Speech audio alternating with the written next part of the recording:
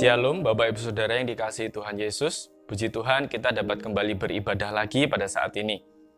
Saya akan membawakan firman Tuhan yang akan terambil dari Ulangan 10 ayat 12 sampai yang ke-22 dengan tema Hidup Taat dan Bersyukur.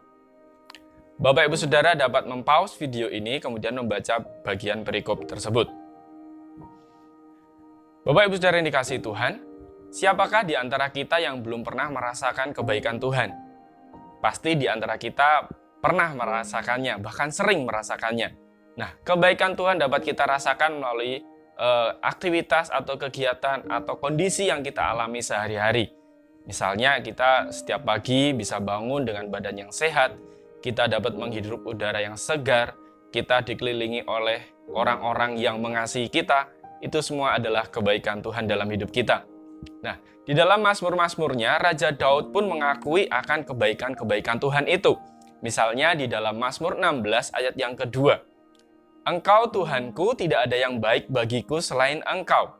Juga di dalam Mazmur 54 ayat 9a juga dikatakan di sana, Tuhan itu baik kepada semua orang. Nah, pasti di antara kita semua pernah merasakan kebaikan-kebaikan Tuhan itu. Nah, begitu pula di dalam perikop ini, Bapak Ibu Saudara yang dikasihi Tuhan, di dalam Ulangan 10 ayat 12 sampai 22 ini, Tuhan telah menunjukkan kebaikannya kepada bangsa Israel dan memberikan perintahnya melalui Musa.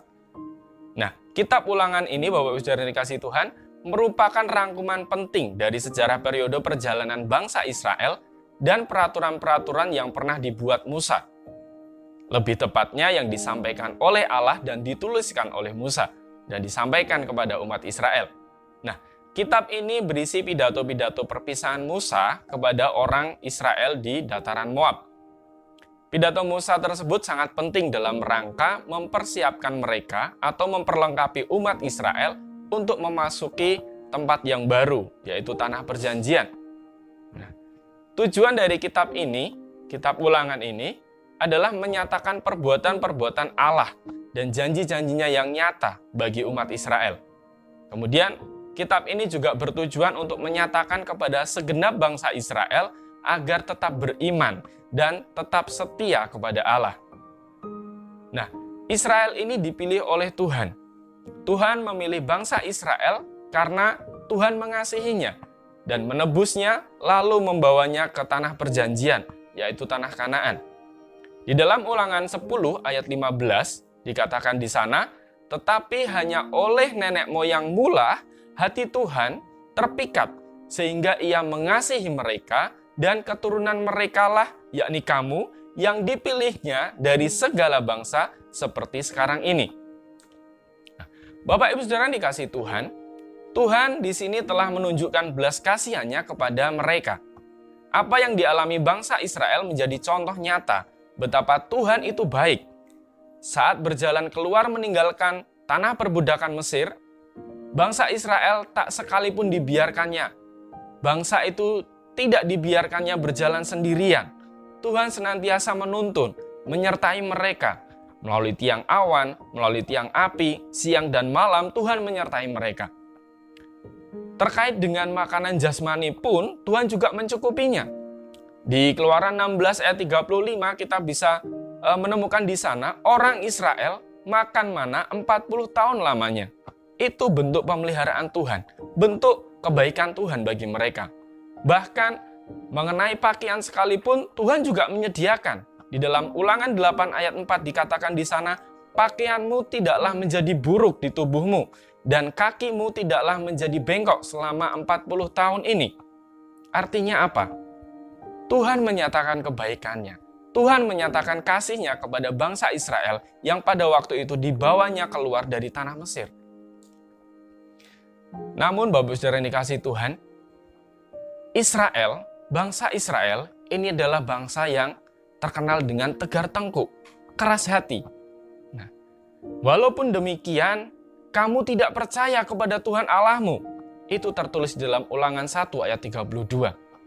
Bangsa Israel sekalipun sudah ditolong oleh Tuhan, Tuhan menyertai mereka, banyak mujizat keajaiban terjadi untuk menyertai mereka, mereka kadang-kadang tidak mau percaya kepada Tuhan. Bangsa Israel gagal untuk mempercayai rencana Tuhan dan berjalan menurut perintahnya Tuhan. Meski telah mengecap kebaikan Tuhan secara luar biasa, bangsa Israel masih sulit mengucap syukur. Pandangan mereka hanya terarah pada roti, atau pada berkat, atau perkara-perkara lahiriah saja. Ketika mengalami masalah sedikit saja, mereka langsung memberontak kepada Tuhan. Itulah sebabnya Tuhan membawa mereka ke padang gurun untuk diproses, untuk menjadikan mereka bangsa yang dewasa. Bapak Ibu Saudara yang dikasihi Tuhan, hal ini bukanlah maksud Tuhan untuk berbuat jahat kepada bangsa ini. Tetapi Tuhan tidak mengajar mereka, supaya mereka sadar bahwa kehidupan ini bukan hanya perkara berkat jasmani, tetapi ada perkara rohani yang harus diperhatikan oleh mereka, yaitu bagaimana hubungan mereka dengan Tuhan, bagaimana relasi mereka dengan Tuhan, bagaimana ketaatan mereka melakukan firman Tuhan. Itu juga berlaku bagi kita, Bapak Ibu Saudara yang dikasihi Tuhan. Kita sudah dipilih Tuhan, kita sudah ditentukan Tuhan untuk menjadi umat-Nya, untuk menjadi keluarga Allah. Nah, Bapak Ibu Saudara yang dikasihi Tuhan, pada akhirnya orang-orang Israel, bangsa Israel yang saat itu tidak percaya kepada Tuhan, akhirnya tidak diizinkan Tuhan masuk ke dalam tanah perjanjian. Kecuali Kaleb bin Yefune dan Yosua bin Nun, serta anak-anak yang masih kecil atau yang di bawah usia 20 tahun.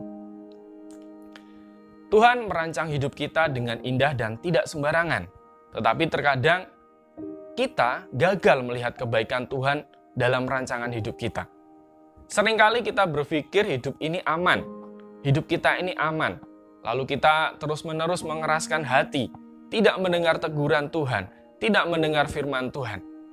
Namun akan tiba waktunya di mana nanti Tuhan akan menuntut pertanggungjawaban atas kekerasan hati kita. Kalau kita membaca Ulangan 10 ayat 12-22, kita akan menemukan 3 hal, 3 pesan, 3 peringatan dari Tuhan yang disampaikan melalui Musa terkait dengan wujud nyata dari hidup yang penuh ketaatan dan penuh dengan syukur. Yang pertama, hidup di dalam kehendak Tuhan. Di ayat 12 dan 13 dikatakan di sana, "Maka sekarang, hai orang Israel, apakah yang dimintakan daripadamu oleh Tuhan Allahmu, selain dari takut akan Tuhan Allahmu, hidup menurut segala jalan yang ditunjukkannya, mengasihi Dia, beribadah kepada Tuhan Allahmu dengan segenap hatimu dan dengan segenap jiwamu, berpegang pada perintah dan ketetapan Tuhan yang kusampaikan kepadamu pada hari ini, supaya baik keadaanmu." Bapak Ibu Saudara yang dikasihi Tuhan, di dalam bagian ayat ini, Tuhan menghendaki supaya umat-Nya, orang Israel, kita orang percaya, memusatkan perhatian kita, memusatkan perhatian hidup kita kepada Tuhan. Yang diminta Tuhan dari umat-Nya adalah takut akan Tuhan, hidup menurut jalan yang ditunjukkan Allah, mengasihi dan beribadah kepada Allah dengan segenap hati dan dengan segenap jiwa, serta berpegang pada perintah dan ketetapan Tuhan. Artinya apa? Artinya Tuhan menghendaki supaya umat-Nya menggunakan segala potensinya demi kepentingan Tuhan dan mengindahkan setiap petunjuk demi pelaksanaan kehendak Tuhan di dalam hidup kita. Bapak Ibu Saudara yang dikasihi Tuhan, memang bukan hal yang mudah, sebab sudah menjadi tabiat manusia sejak kejatuhan manusia. Dari zamannya Adam, dari zamannya Hawa, manusia seringkali menolak kemauan Tuhan. Manusia seringkali mengikuti kehendaknya sendiri. Kalau kita perhatikan di dalam ayat tersebut, ada janji bahwa jika memilih mengikut kehendak Tuhan, berarti kita memilih keadaan yang baik. Di ayat 13 dikatakan di sana, supaya baik keadaanmu. Dalam mengikuti kehendak Allah, Paulus juga menasihatkan kepada jemaat Roma, juga kita semua, supaya mempersembahkan tubuh kita sebagai persembahan yang hidup. Itu sebagai wujud ibadah yang sejati, dan juga supaya kita tidak menjadi serupa dengan dunia ini. Roma 12 ayat 1 dan yang kedua. Nah, yang kedua, Bapak Saudara yang dikasihi Tuhan, yang kedua adalah melakukan perbuatan baik. Kalau kita perhatikan di ayat 16, di sana dikatakan, sebab itu sunatlah hatimu dan janganlah lagi kamu tegar tengkuk. Sunat artinya adalah tanda akil balik, tanda penyucian, pendewasaan, atau pengabdian, serta tanda bahwa telah siap untuk menikah. Sunat juga diartikan sebagai tanda keanggotaan pria di dalam sukunya. Kejadian 17 ayat 11. Di dalam budaya bangsa Israel saat itu, sunat lahiriah dibuat sebagai tanda perjanjian. Selain sunat lahiriah, lebih utama lagi untuk menyunatkan hati, yaitu pertobatan, sebagai satu ciri umat perjanjian. Sunat hati artinya membuang yang tidak baik, yaitu sifat tegar tengkuk, dan selanjutnya dipanggil Allah untuk melakukan perbuatan baik. Ini berarti sunat hati ini berarti penanggalan setiap dosa, khususnya dosa pemberontakan kepada Allah. Sebagai suatu tindakan syukur kepada Allah, kita harus memiliki batas yang jelas dengan dosa. Wujud nyata kita sudah diampuni adalah kita tidak lagi melakukan perbuatan dosa. Jangan pernah sia-siakan pengampunan Allah dan jadikan itu menjadi kesempatan di dalam hidup kita untuk hidup dalam ketaatan kepada Allah. Nah, Bapak Ibu Saudara dikasihi Tuhan, bangsa Israel selama berabad-abad mereka mengalami perbudakan di tanah Mesir. Namun oleh belas kasihan Tuhan, mereka ditebus dan mereka dibawa ke tanah perjanjian. Maka sekarang mereka juga dipanggil untuk mengasihi dan menunjukkan kepedulian atau solidaritas kepada sesamanya. Karena Tuhan sudah menunjukkan kasih-Nya kepada mereka, mereka pun juga harus menunjukkan kasih dan kepeduliannya kepada sesama mereka. Demikian pula dengan kita, melakukan perbuatan-perbuatan baik adalah bukti bahwa kita hidup dalam ketaatan dan penuh syukur atas pemilihan Tuhan. Efesus 2 ayat 8-10 di sana dikatakan bahwa kita ini diciptakan dalam Kristus Yesus untuk melakukan pekerjaan baik. Kemudian di dalam ayat 19, Ulangan 10 ayat 19 dikatakan di sana, sebab itu haruslah kamu menunjukkan kasihmu kepada orang asing, sebab kamu pun dahulu adalah orang asing di tanah Mesir. Bapak Ibu Saudara dikasihi Tuhan, Allah mendorong kita untuk menyatakan kasih kepada orang-orang di sekitar kita. Artinya kita dituntut untuk memiliki hidup yang berdampak bagi sekitar kita. Nah, salah satu tanda Allah menyelamatkan kita dan sebagai ungkapan syukur kita kepada Allah adalah kita memberi diri untuk Tuhan pakai memberkati orang lain. Kita dipakai Tuhan, dipakai menjadi alatnya Tuhan untuk memberkati orang lain. Kemudian yang ketiga, Bapak Ibu Saudara dikasihi Tuhan, hidup untuk memuji Tuhan. Di dalam ayat 21, Ulangan 10 ayat 21 dikatakan di sana, dialah pokok puji-pujianmu dan dialah Allahmu, yang telah melakukan di antaramu perbuatan-perbuatan yang besar dan dahsyat, yang telah kau lihat dengan matamu sendiri. Perbuatan-perbuatan Tuhan itu dahsyat dan patut dipuji. Tetapi yang harus dikagumi bukanlah perbuatan-perbuatannya, bukanlah mukjizat-mukjizatnya yang dahsyat, tetapi Tuhannya sendiri, pribadi Tuhanlah yang harus kita kagumi. Kita memuji Tuhan dengan tujuan untuk bersyukur kepada Tuhan, sebab Tuhan sudah menyatakan kebaikannya di dalam hidup kita, sehingga kita patut untuk selalu menaikkan syukur kita kepada Tuhan. Di dalam Ibrani 13 ayat yang kelima dikatakan, sebab itu marilah kita oleh Dia senantiasa mempersembahkan korban syukur kepada Allah, yaitu ucapan bibir yang memuliakan namanya.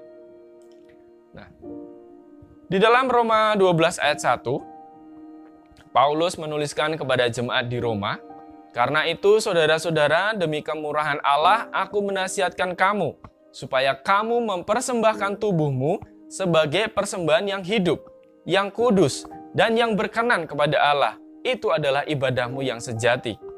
Jadi lebih dari sekedar ucapan puji-pujian, Paulus dalam suratnya kepada jemaat Roma menasihatkan untuk mempersembahkan tubuh, yaitu seluruh kehidupan kita, untuk kemuliaan Tuhan. Tuhan menginginkan kita untuk mempersembahkan hidup kita dan segala yang ada pada kita menjadi ibadah, menjadi sebuah penyembahan, menjadi puji-pujian bagi Tuhan. Jadi kita memberi diri untuk menjadi alatnya Tuhan, sebagai saluran kasih dan berkatnya bagi sesama dan dunia. Dengan demikian, apapun yang kita lakukan dan kerjakan mendatangkan kemuliaan bagi Tuhan. Sebagai penutup, Bapak Ibu Saudara yang dikasihi Tuhan, kehidupan ini bukan hanya perkara jasmani saja, tapi ada perkara rohani juga yang harus diperhatikan. Karena itu jauh lebih penting. Nah, yaitu bagaimana hubungan kita dengan Tuhan dan ketaatan kita melakukan firman-Nya. Kadang Tuhan memang mengizinkan kesulitan dengan segala bentuknya terjadi di dalam kehidupan kita. Tetapi hal itu melatih kita untuk benar-benar bergantung kepada Tuhan. Bergantung mengandalkan Tuhan saja. Melalui pembacaan firman Tuhan, melalui mendengarkan firman Tuhan, kita menjadi tahu apa yang telah dan apa yang sudah Tuhan lakukan di dalam hidup kita, dan apa yang Tuhan inginkan di dalam hidup kita. Sebagaimana bangsa Israel, Ia juga telah memilih kita, menebus kita, menyelamatkan kita, dan Ia sekarang memanggil kita untuk beribadah kepadanya dan menjadi alat kemuliaan-Nya. Melalui perikop yang sudah kita pelajari ini, Bapak Ibu Saudara yang dikasihi Tuhan, Tuhan menghendaki kita untuk menjalani hidup ini, hidup yang taat dan bersyukur, yaitu dengan mengikuti kehendak-Nya, melakukan perbuatan baik, dan hidup kita menjadi pujian bagi Tuhan. Mari kita jalani hidup kita dengan penuh ketaatan dan ucapan syukur kepada Tuhan. Amin. Tuhan Yesus memberkati.